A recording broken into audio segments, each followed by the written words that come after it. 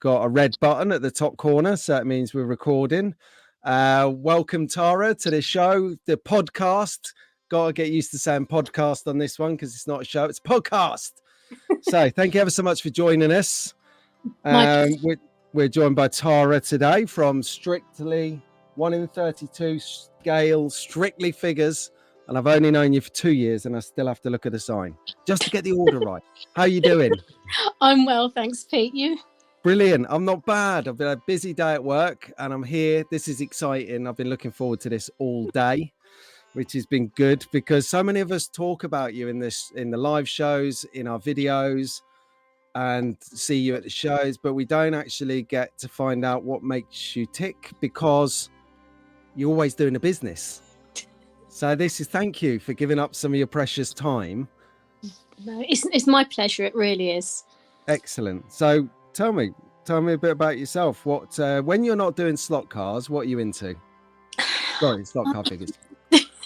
Well, to be quite honest, all I seem to do at the moment is paint. But when I do get some spare time, I do actually like to read and I like to sew.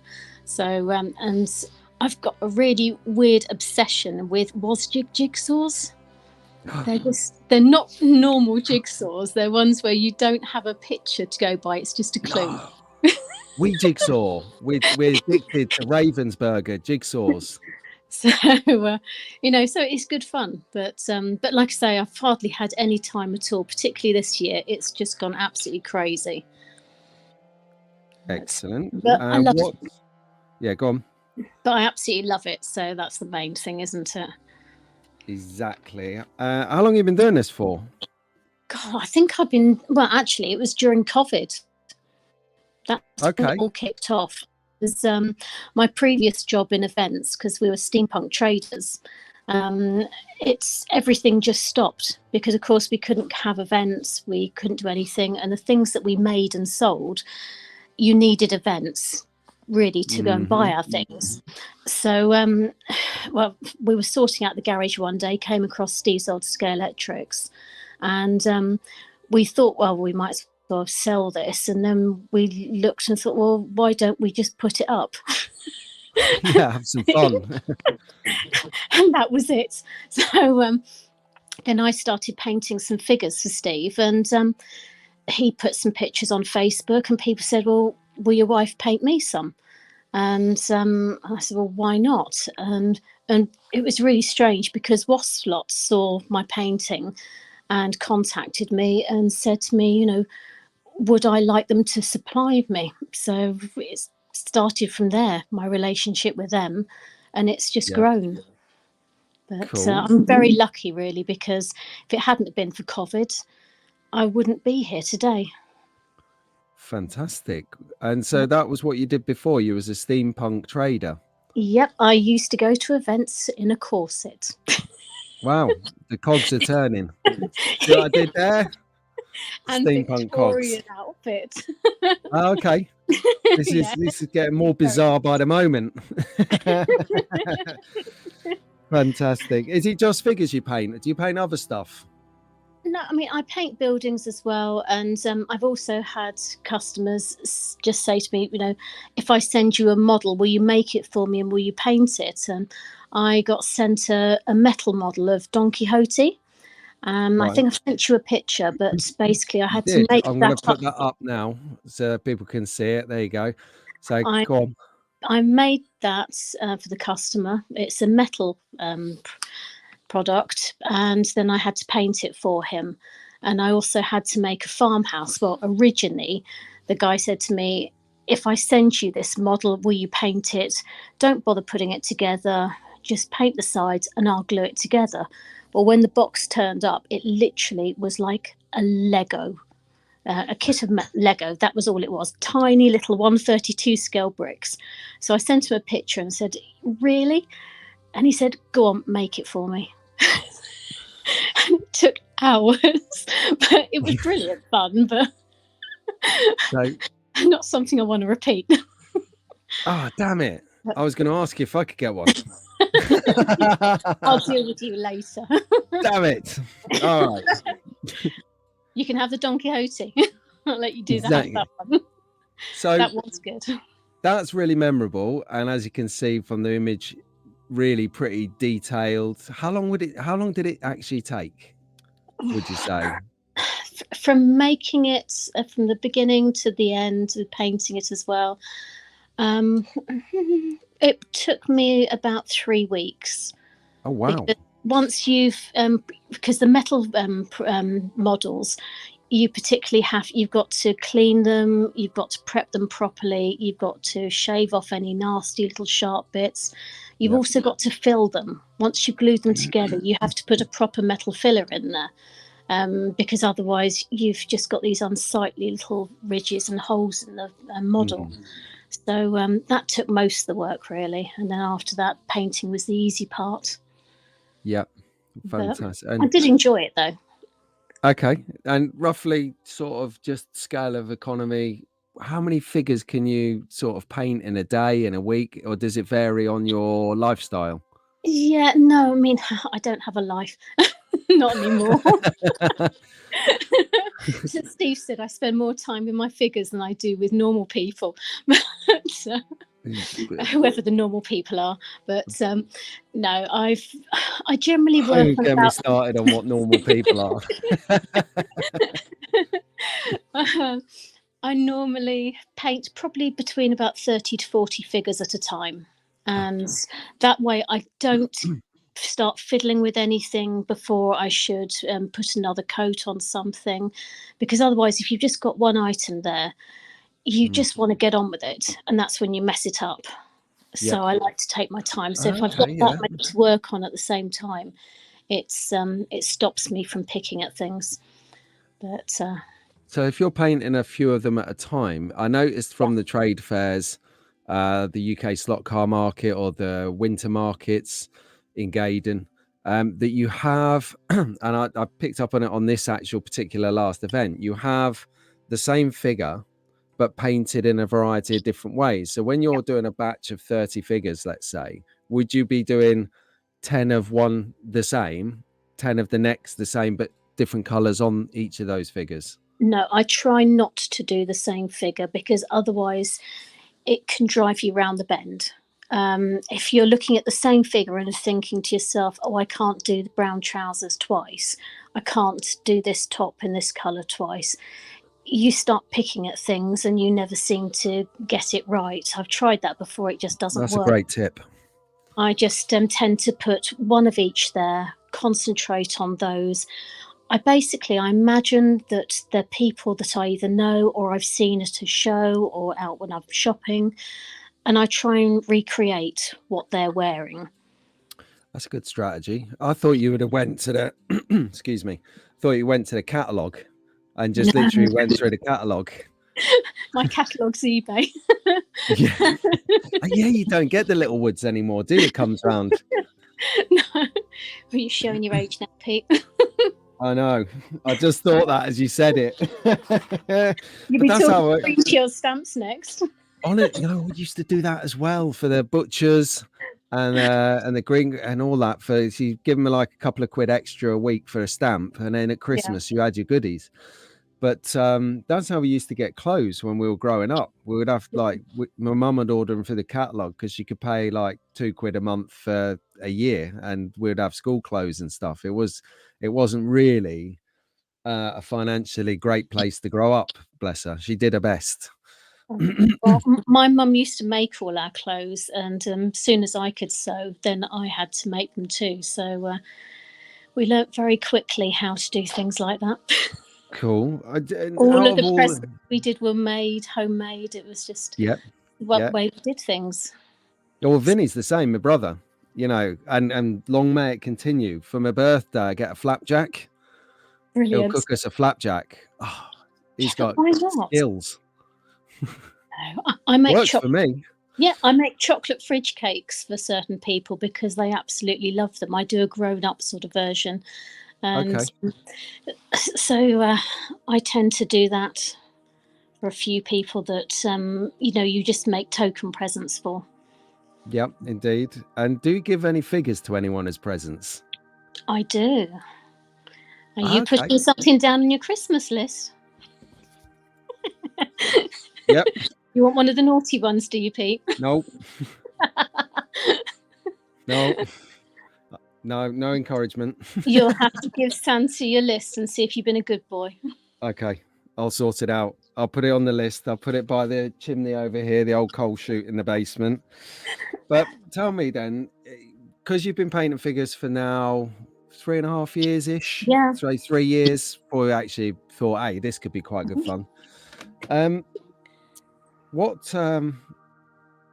the long, apart from the one that you told us about, which was the most intricate to paint, which figures take the longest to paint? Because I have this thing, and the reason I'm asking is I've got this handful of figures here.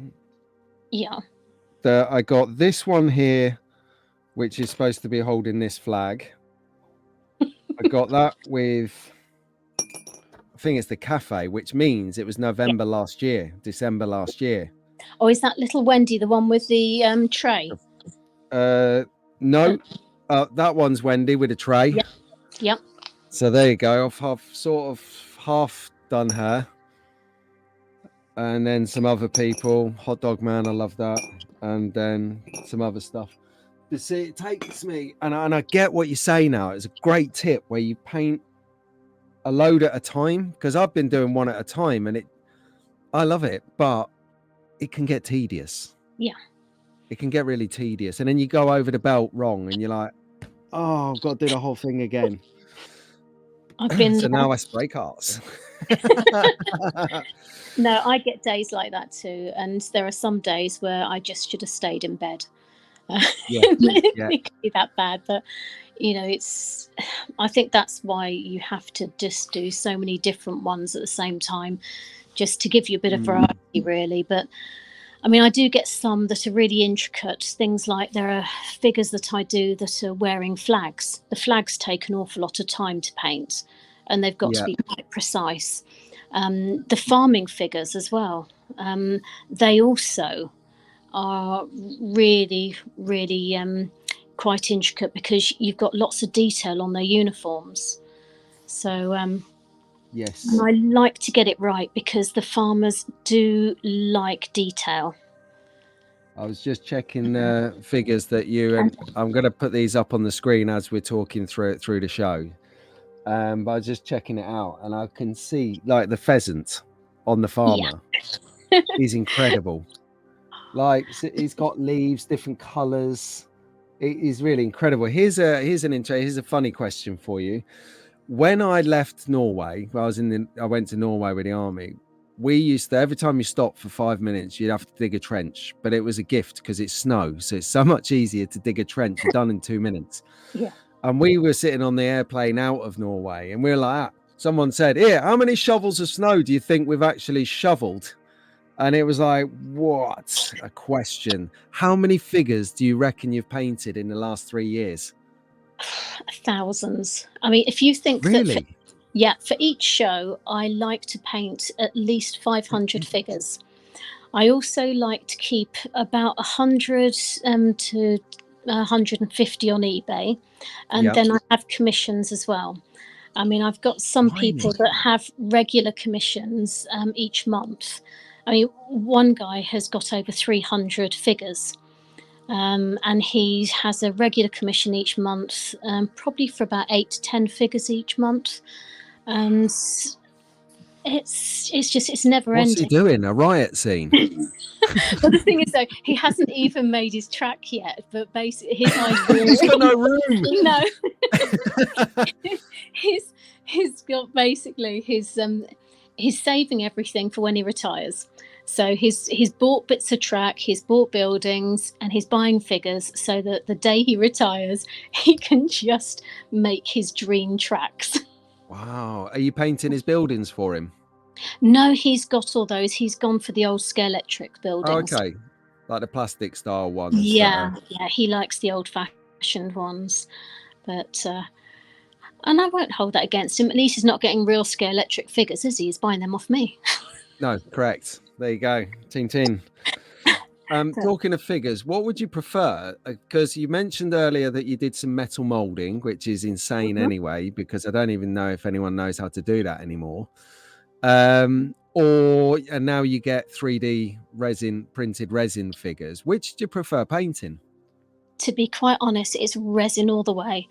I You really reckon? can't, yeah, I can't stand the metal ones.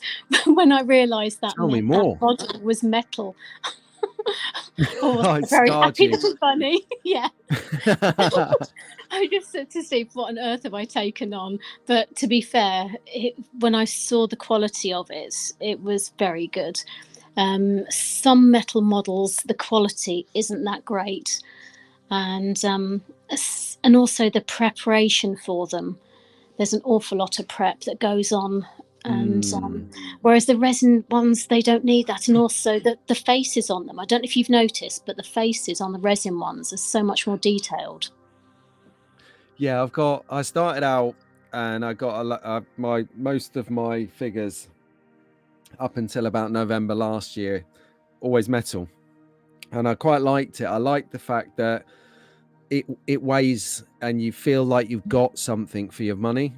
If you pick up resin, it's like picking up a feather. But that being said, if you look at all the faces of my metal people, like you just said, they all look gormless. Yep. They're like You literally said like, it. I know. it's Terrible. Can we say that these days? Yeah, of course you can say Of course gormless. you You look can. gormless, man. To me Wake anyway. up. So you prefer the resin. I must admit, I do like they are easy to sand down, the resin. If you got a little knobbly bit, it's gone. Yeah, exactly. You can file them down or get a bit of wet and dry and it's soon gone. But also with the resin ones, you can also make figures out of the same figure. You can make them look older or younger very easily. Oh, really? I didn't think about weathering and aging. Yeah. So when I such a do an pro. older figure, I tend to put a Rikling Shade Citadel wash on it. And I just go over the flesh with that, and it brings out all of the details in the face. And then if you put little grey eyebrows or a moustache on and stuff like that, it really does age the figure beautifully. Interesting. Okay, well, make a note of that. What was that called again that you use? It's Rikling Shade. I'll send you a picture. Yeah, okay, cool. And then I'll add it to, when I edit later, I'll add it to that so we can all have a look at that. Perfect. That sounds good. So we'll come to your track a bit later, just since we're talking about painting and stuff. Yeah. Do you mind talking about some of the equipment you use? Like, No, do you have a go-to thing, or are you just whatever brush, or do you have a brand that you like? Do you know what? Talk about brushes. I have wasted lots and lots of money on very expensive, useless brushes that haven't lasted a few hours. Okay, so, name and shame, so no one else falls into that trap. No, just basically the Citadel ones and the Warhammer ones in particular. I don't touch those. I've tried some of the big names in brushes, but to be quite honest, the best thing you can do is to buy the cheap. I won't say the word, but rubbish. Yeah, the cheap nasty. Crap. From You can say crap. That's in the dictionary. We're allowed to say that. I'm just thinking about your little ones watching and listening. No, that's totally fine. They've heard their parents say much worse. We have to draw the line at shh, but we can say crap. Okay, that's fair enough. That's on cartoons, on pixel cartoons. I've seen it. Holy crap, they say. Yeah. Watch things like Monsters versus Aliens or Cloudy with a Chance of Meatballs. They all say it on there. Holy crap. Or Buzz Lightyear, Toy Story, legendary. Wow. No, I mean, basically, I just buy the cheap, shitty brushes from China. I buy 100 at a time. Roughly, they're between about £17 and £20, and that includes taxes. Wow. I just buy those. I get 100 and buy the 0, 00, and 000 size. Those are the only 3 brushes I ever buy. And yes, you get a few duds amongst them, but to be quite honest, at that price, I used to buy one brush for £24, and that didn't last. Yeah, exactly, and that didn't last at all long. So I swore after that I'd never do it again. Wow. So I get all the detail I need out of those 3 sizes. Yeah. And it lasts forever. That's amazing. Thank you. Because you just Yeah. saved us all an absolute packet. So, I mean, apart from that, I just have some very small files. And Yeah. I also use wet and dry an awful lot. Sandpaper, that is, isn't it? Yeah, it's a sandpaper. You just Yeah. dip a bit of it in some water and then rub it on the resin to just try and remove any unsightly blemishes. I'm with you.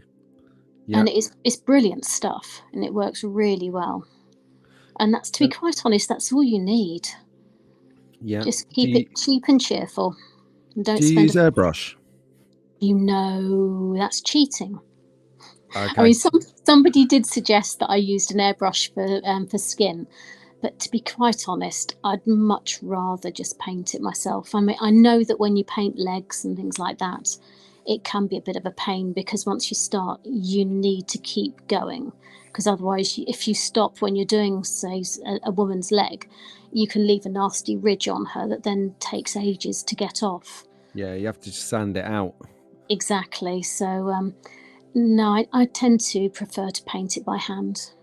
Do you use anything else? Like, I've just started to experiment with, and it's ace. Really good. He says it's stuck to the thing. Some stuff like this, like putty. It's Now, like blue tack, but non-sticky. So you put it around the kind of area that you want, and then you can paint. what I've got is it's by Vallejo, and Yes. it's in the same little pots like the paint, but it's resin. It's plastic putty, and it comes out a bit like a white soft substance, but it's brilliant. It really is, and I use that for filling any little holes, or even for remolding something on a figure. It's not expensive, so it's really easy to use and cheap and Oh, cheerful. cool. I always wondered how you created Pinocchio so well. Do you use a wet palette, or do you use a regular palette? Do you know what? I just use an old metal saucer that I put my paints in. That's all. And then Well, every now and again, when it gets too awful, I chisel it all out and start again. put that on your Christmas card list. Put it on your Christmas list. You will not believe it. I know that you're efficient with your paint anyway, because you do it for a living. But this stuff, if you've not used it, you come back next day and it's still fresh. Oh, was it? Yeah. It's 2 days later, it's still fresh. It's incredible. Wow. That's why I've still got 2 racks of paint I've not even dinted yet. You'll have to send me the details. I will, but when I was using this, the paint would dry before I finished my work. I had this on my Christmas list. It's actually the Army Painter one. And the reason I bought this particular one, or asked for this particular one, was because it comes with a series of replacement sheets. So I didn't need to faff about going buying something else to get it to work. It was out of the box ready. But I highly recommend it. Oh, yeah. Game changer. I've seen them use them on the YouTube channels. Because when I was painting the Lord of the Rings figures, I was looking on there to find out what colours that they painted the figures in, and I saw them using them on that, and thought it was interesting, but I've never tried it myself. Yeah, so I was looking for paint tips online, and I come across a lady. What's she called? Something witch. Really cool person, and she talked about it. Sorry, Tara King. No, you said a really cool person. No, I thought I said the witch something, and then you were like Tara, and I'm like, no, I can't do that. But yeah, if it's a cool person, then yeah, you got it. What you mentioned Vallejo or Vallejo, if anyone's sort of from there. No, I'm not saying it. Shoot you, it's Vallejo. I know it's Vallejo. I've worked with Spaniards for long enough to know how to say Jose, not Josie. So you've got Vallejo, and you mentioned you used Citadel. Yes. Have you tried any others like Createx or Game? I've tried game colour. I do have a lot of game colour Really like this. paints. Yeah, they are good, and they've got a lot of very unusual colours in their range as well. I like the leather colours, which are ideal for coats and shoes and things like that, and handbags. Leather. Yes, they've got Christmas leather. list They've this got morning. they've got a light coloured leather and a dark coloured leather. I'll I've send seen it you all now. the link for them. Yes, please. But they're And then what I'll ideal. do, I'll share the link with everyone. Thank you. People are like, because they say to me about like sharing information, tips, how to, you know, I like to help everyone with YouTube Yeah. or with slot cars. And they're like, why'd you tell everyone? You know, they're going to do it. And I'm like, yeah, good. Well, that's it. But I mean, I find that some people can get all the ideas, but they'll never actually apply it. But yeah. a lot of people want to apply it, but they just don't know where to start, what to use, how to. They'll buy a 24-pound brush because someone on the box it says this will make you an artist. Exactly. They don't realize it's in here for the person. No, I mean, I often get people messaging me and asking me about how to paint things and what colours to use, and then when I tell them, they say, "Oh, I wasn't expecting you to tell me," because they thought it was some sort of trade secret. It was almost like just seeing if I tell them. But you know, at the end of the day, we're all doing the same thing, and why not help somebody out and let them know what paints work best? Because the Citadel and Vallejo paints can mix really well together as well, and people often don't realise that. Good tip. Whereas I've used Tamiya in the past, and of course that's very oily in comparison, so you don't want that going anywhere near the other two paints. But but I've had to use those in the past for other models that need to have something a little bit more shiny and make it look a little bit more naughty, let's just say. Quite a good thing, actually. Do you mix matte, not together, but do you use matte and gloss for different figures, or are you strictly matte? No, I use both. It's like I was painting some soldiers earlier on in the week, and I made sure I made sure I painted the glossy boots, and then the matte trousers. And wasn't me then. No, you got someone else to polish yours, did you? I did. There was one thing in the army I just could not do, but fortunately, I was a fitness instructor for a lot of it, so I'd do a deal. Someone we used to call it bullying boots, polish my boots up, and I would give them a paper pass on their fitness test, so they didn't need to do it. It was an arrangement. But talking about like these different paints, are there? I know you mentioned Wasp, and it's okay to talk about other suppliers as well here because this is your space. Are there anyone else that you would lean towards to talk to? I think Magnetic Racing are quite cool for you, aren't they? Basically, I'm really fussy about my figures. Okay. I need suppliers who are trustworthy and who, when things go wrong, are happy to admit they've gone wrong and they'll help you out. So I've always used Waslot, Magnetic Racing. Magnetic Racing are great. I mean, not just for buildings, but also for the figures. Their figures are also, actually, you hardly have to do any preparation for those, I find. So they're great for that. And also I use Scale 3D. I tend to use him more for the farming figures because he does some very unusual ones, like the ones I sent you the picture of. Or cockapoos. The gamekeeper and the cockapoo. Right he sent the cockapoos, those two. It's, yeah, he's very good with things like that. And although when you buy from Scale 3D, they come with all those horrible plastic stays all over them, if you ask Stuart very nicely, he will actually remove them for you. Okay, that's cool. I've not. Does he have a website? Yep, he's scale3d.com.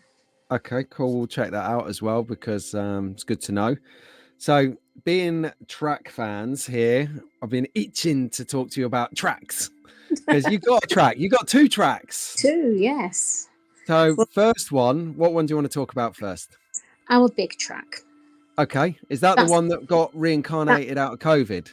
Yeah, that's the very first one we ever did, and that basically took us roughly about a year to build. We started from scratch, and we built all the hills out of Oasis. And basically, I just carved it with a normal kitchen knife, and then put all of the scenic grass all over it. And What's Oasis? Sorry to um, interrupt. that's okay. 'Cause I've got Oasis, an album in here called Definitely Maybe. Actually, as it's in never flower. far away. Look. I can tell that you don't buy your wife flowers, Pete. It's from a flower shop. Oh, that green stuff. That's, yeah, I those. never knew what that was called. Shame That's on you. amazing stuff. That's Oasis. And also, it's very good at soaking up the moisture. So if you're in a garage or something like that, it's also very good for that. Yes. My den is the garage. Yeah. But it's amazing the shapes that you can get out of that. And also, it's so lightweight as well. So it's an ideal product. Such a good idea. But, and then we also use a lot of the mud paints and things like that. Ian from Magnetic Racing showed us some of these, and they've been great on the track. So I'll send you a link for those as well. Mud paints, as in yeah. to create mud. Yeah, I mean it's just this thick, gloopy brown, muddy paint in a pot, and it is fantastic stuff. I use it with the farm figures as well for their boots. I'm laughing because I've just, I've just been, I'm still working on my wood track. Yeah. And I've got some grass, and where the barrier is, I've painted some mud up the side. And I thought only fitting after what you just said, but I used Tanya paints for it because I didn't want to waste any of the Vallejo ones. Oh, no, you need to use this stuff. It's absolutely brilliant. It Well, really check that is. out. And then what I do with one of the pictures I sent you, the gamekeeper, I put mud on the base, and then I just put some scatter grass into it so it looks like it's coming out of it. And also you can just put some little bird grit into it and stuff like that to make it a little bit more bumpy, just to make it look a bit more gravelly on your sides. It's cheap and cheerful, but it works. Bird grit. Yeah. It makes so much sense. I'm learning so much here. This is amazing. Well, it saves going to one of these places and buying aggregate from a model shop because it's so much cheaper and it looks exactly the same. Yeah, and it probably soak up moisture as well. Yeah, it's brilliant.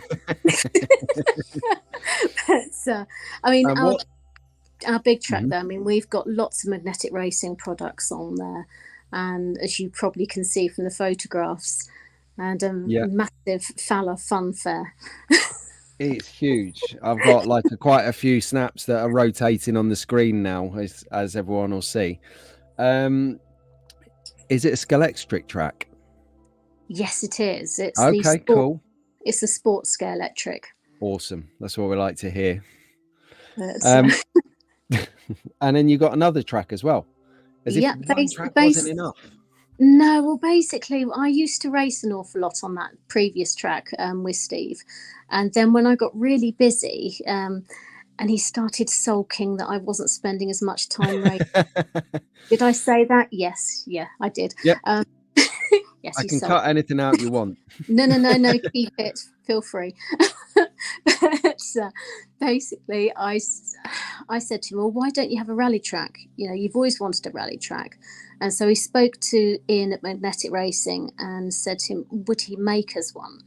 Just make us a board with a rooted track on it. Yeah. And we wanted to do the scenery ourselves. And he said, well, but that's the fun bit. I said, well, that's what we'd like you to do. So he sent him a picture.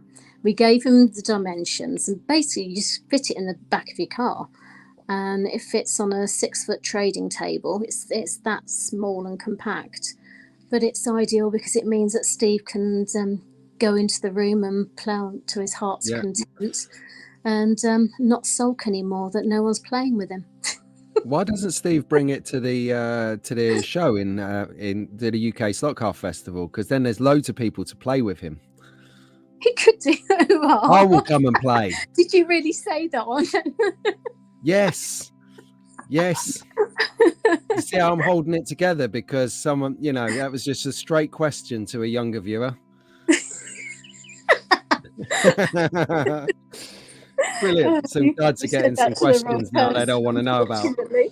But yeah, because you've literally decorated this track, Diorama 101, world class, as people are seeing now. I think it would sort of create that little bit of pop of inspiration. Your stand is electric and you can see it, amazing. If it's in context and in situ, what do you think?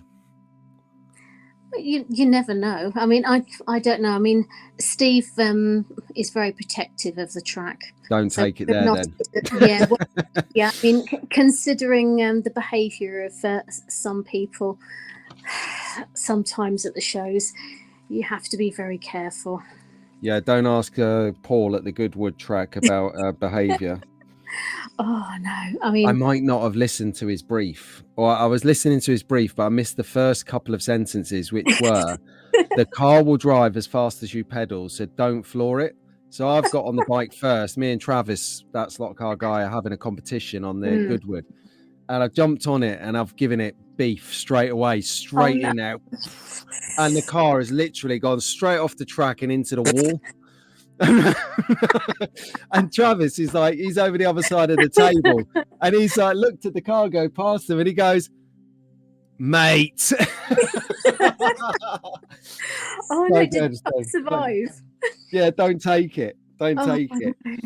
And these sort of problems with the kids, not with the adults. Oh, I see. Okay, yeah. Well, we are kids. Well, I was going to tell. I've realised I didn't ask a painting question that I had written down that I really think would be good. Sorry to jump back to that from the tracks. And it was just, look, is there any advice that you could give to people who are starting out, but they might go down to a Warhammer shop and see some of the figures in there that are really complex, a bit like the figure we saw that you did earlier, that commission that took you 3 weeks. Yeah. Or someone's bought it for them because they heard they were into painting, and like they're looking at it and they're going, there's so much detail on here. Where do I start? How do I get involved with this figure? Well, funny you should say that, because I got Steve the Oliphant from Lord of the Rings. Yes. And he looked at it and he went, oh my God, why did you buy me this? and I said, well, you said you wanted a model to paint, so I got you one. And he said, but it's so tiny. And he just looked at it, and I just said, look, just take your time. I bought you all the paints you need. This is the YouTube channel to follow, with all the tips. And he got one of those magnifying lights. So it's a light, but it's also got a magnifying glass built into it. Yep, just like that. And so, I mean, we're all going blind. I personally can't work with one of those, but he loves it. And he just took his time and he did it, and he made a really good job of it. And I think that's the key. It's just taking your time and not rushing things, and not letting it over you. Yeah, I mean, if you're doing something like that, you just need to do little and often. You don't have. I think the problem is a lot of people seem to think that they've got to paint everything in one day. You don't. It'll still be there tomorrow and the next day. Take your time. That's a great tip. I said this to one of Steve's friends, because he just said to me, why can't I paint and make it look that good? And I said, well, just take your time, there's no rush. And since he's stopped racing about, and he's painted some really nice figures now, and he just said it was almost like he just felt that he should be doing them quickly. And yeah, that's the challenge, isn't it? Yeah, I suppose you just get carried away and you think, I just want to finish this, but it's not worth it, because the end product isn't the same as if you really take your time, is it? No. And you mentioned there that you'd given him a YouTube channel to look at. Who was that? I can't remember the name of the guy. Basically, I just Googled tutorials for the Oliphant, and I just said to him, look, just check out this one and follow that, and he did, and it looks really great. Yeah. So it didn't, he said it was very frightening at first, but once he got into it, he was surprised at the amount of detail he could actually put into it, and he used the same brushes as I suggested. He didn't use anything smaller. Excellent. I've just remembered who that the painter was that I watch now and again. It's a lady called Lila Mev, the Mini Witch. She paints as she says, it's American, and miniatures. Sorry, Americans who are watching that. It was a terrible accent, but it's as good as it gets at this time of the evening. And then if you have, do you find inspiration from anyone out there in particular? I know you go to supermarket to find your sort of clothing direction, but is there actually anyone out there who teaches you different techniques or gives you a nice calm watching something like that?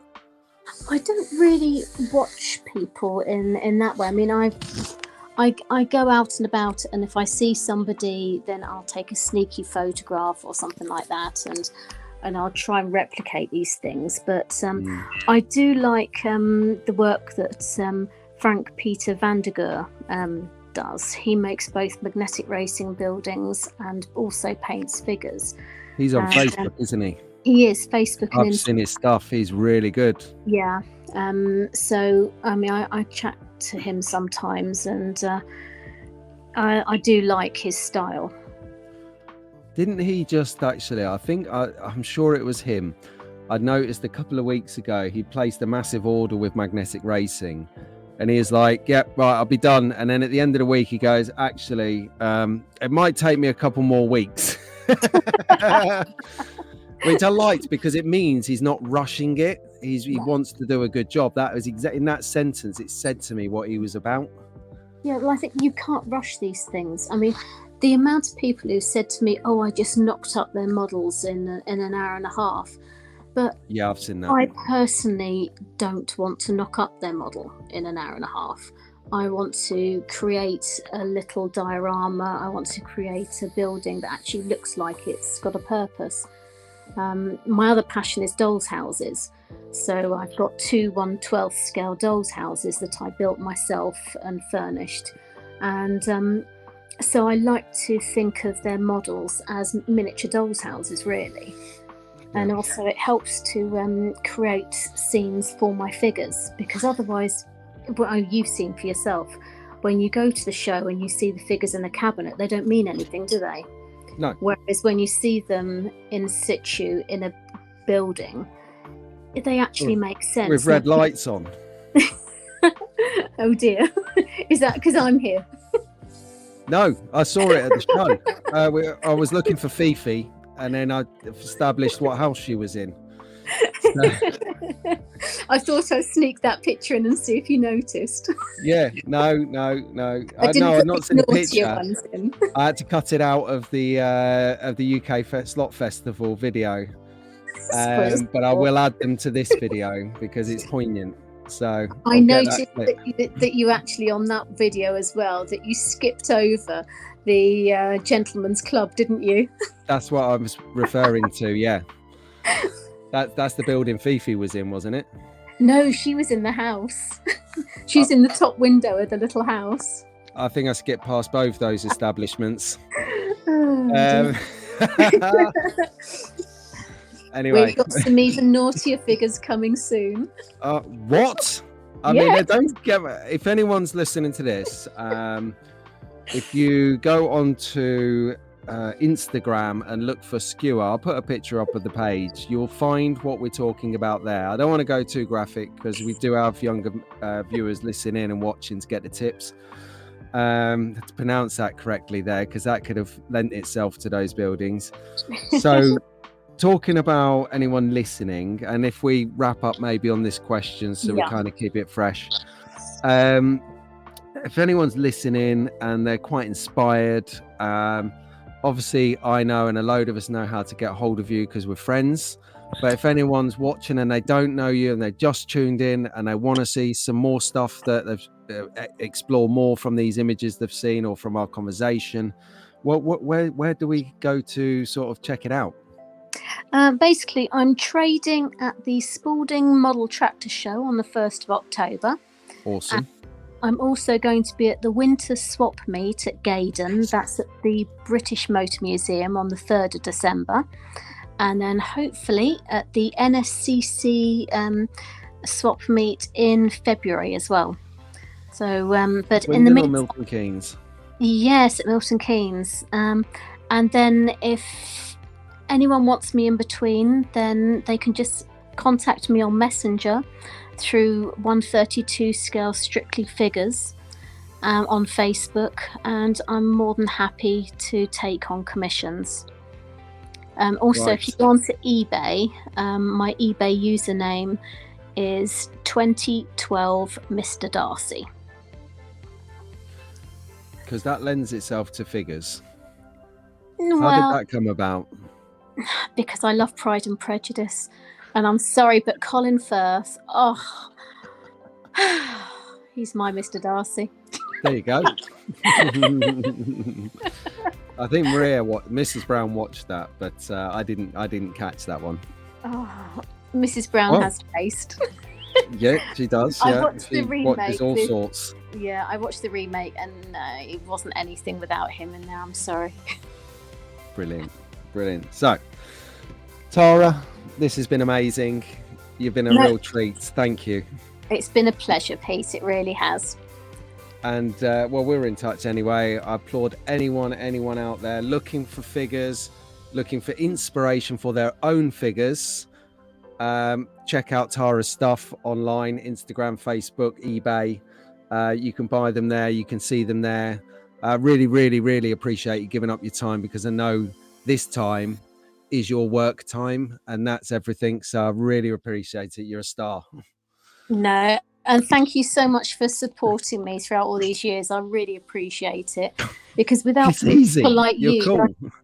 Yeah, the thing is, though, when you go to shows, you really support the traders, and we really appreciate that. And you don't have to do it. You could just literally walk around for your own pleasure and just film things, but you don't. And you actually then talk about what we do, and we wouldn't get the following we do without you. So thank you very much.